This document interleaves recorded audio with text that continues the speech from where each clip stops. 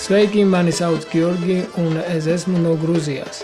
Latvijā darbojos kā brīvprātīgais. Atbraucu janvārī un palikšu šeit veselu gadu, lai organizētu dažādas aktivitātes Baldones jauniešiem un pats uzzinātu vairāk par jūsu valsti un kultūru.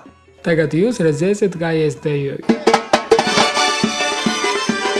Īstenībā šo deju ir jāideju tautas darbā, bet man mugurā ir džinsu.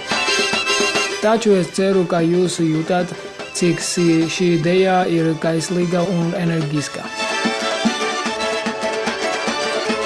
Ja mans grūzinu deju skolotājs redzētu šo video, es dabūtu pamatīgu brāzienu, jo dejoju džinsus.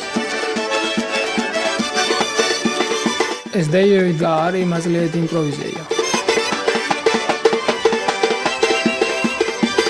Grūzinu dejas parasti deju grupās. Dažas dejas atgādina cīņu, bet citas ir romantiskas. Lai gan grūzinu raksturu var just it visās.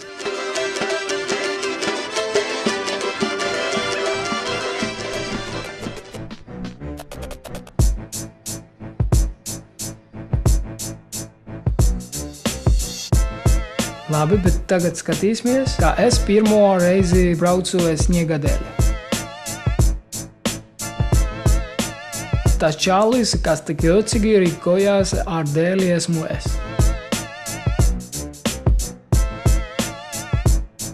Tas bija patiešām jautri, un man tā bija lieliska pieredze.